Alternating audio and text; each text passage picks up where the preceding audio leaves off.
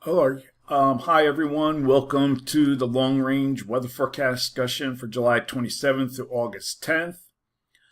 We're going to first look at the period for July 27th to the 31st as we end the month. And the heat will be the main story as we go through the period. We're expecting a pattern change that'll occur at the end of next week. But all right, we're going to look at 27th to 31st, and what we have here is a trough that'll be moving into the west coast. Here's our broad ridge that's causing the heat wave, 594 DM, and this ridge will cause a widespread heat wave across the eastern central states. And we'll take a look at the temperature forecast. Do I have it? Okay. Here's the temperature forecast. We'll go to 2 p.m. on Friday. Temperatures 95 Atlantic City, 95 the nation's capital. We have near 100 degrees in the southeast. Near 100 degrees are over in the southern plains. And then we go to 2 p.m. on Saturday. We have 96 Atlantic City, 98 in Philadelphia, 92 in New York City. I think that might be a little bit too high for that area because that we're getting a change in the pattern. But 100 or low 100s here in the plains. And then we will have several weak troughs riding over the ridge that cause showers and storms across the northern plains to the Midwest. And we'll take a look at that. We go to the surface. You can see here's one complex. And then we look through the other areas. And we have another one moving in over the west. Right here. All right. And a pattern change occurred by the end of the forecast period as upper level trough becomes more established across and with the ridge building north across, wait a minute, I made a mistake here. With the ridge building north across from Canada building southward. And we can look at that change and go to the pattern here to the 31st. Now we see this trough here. This would be the change bringing cooler weather. Now, this would be a more amplified flow. Now, if you watch this flow, right, let me see where I had.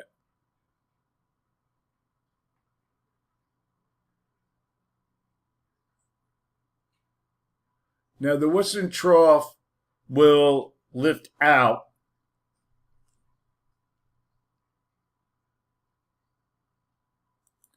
This trough will lift out, and this ridge will expand westward as this trough sinks south. All right. So we're going to look at the period now for August 1st to the 5th. Auto spell checker didn't change something on me I didn't like. That's I got a little jumbled. Okay, this is for the 1st to the 5th. Now, if you watch here, see this ridge builds here. And trough moves out into the eastern Pacific. This trough drops southward. So this is what we're forecasting. The model's a pretty good agreement. So for this forecast period, I am calling for above normal temperatures here with anomalies that could exceed 10 degrees above normal in some locations in the red.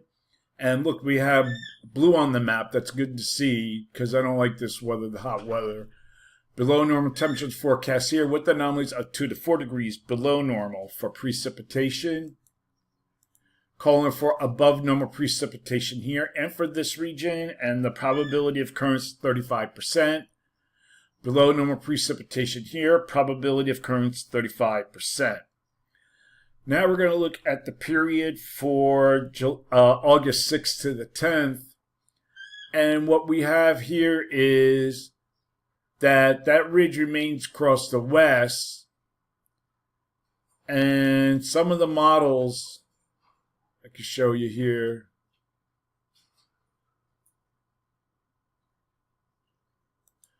Build this ridge to 694 dm. This has changed since a little while ago. 694. Oh no, that's 594. I thought that was 694. But some of the models are building it to 600 dms. That would be the main change. Still have our trough here over the Northeast and over the Northeast Pacific. So for this forecast period, I am calling for above normal temperatures. Here, this map wasn't finished, and anomalies could remain up to 10 degrees above normal in some locations. Below normal temperatures are forecast here, with anomalies of 2 to 4 degrees below normal. I'll get this finished by the time I put it on the web. And for precipitation, calling for above normal precipitation here. And for this region, probability of occurrence 35%. Below normal precipitation here, probability of occurrence 35%. Next thing, National Hurricane Center is watching an area of disturbed weather near the Gulf Coast, but whatever develops, it will bring some heavy rain to the region. And we're going to look at the radar when it comes up right here. And we're going to look, all right, we have no flood warnings in there yet. But we're going to look at areas, we're going to change the site to somewhere in Louisiana. Okay, New Orleans seems good.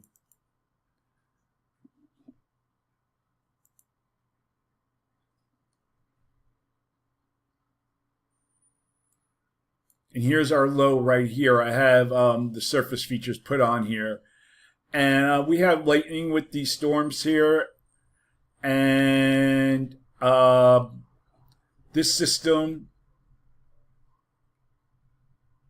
will continue to bring some heavy rain to the region. We'll take a look at how much rain that is forecast. Okay, this is the GFS, or the European, I'm sorry. No, this is the GFS. Okay, we go here. Doesn't look like a whole lot of much. And then we look at the GFS.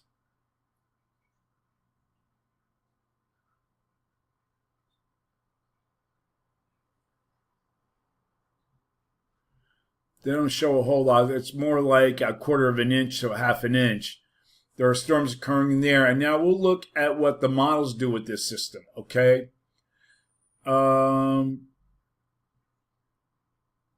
Okay, this is the rainfall amount, so now it's better. It wasn't working correctly. Okay, we have approaching 2 inches here across Louisiana. That is tomorrow, and then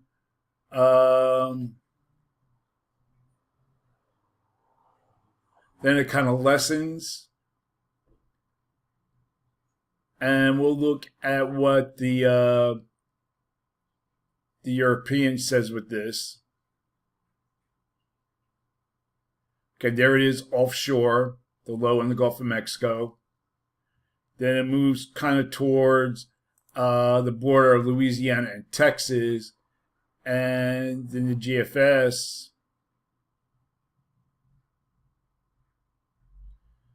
I don't know, it doesn't have anything. It just moves rain into it. You don't see it on the GFS. But there are also possibilities that something else can develop along the southeast coast, as some of the models are showing. I have to take a better look at that later. And that could also be a possibility, also another one in the Gulf of Mexico. So we'll look at that later. That's it for now. That is the long-range weather forecast discussion for July 27th to August 10th. Thank you for coming to Jim Munley's World of Weather, and have a good day.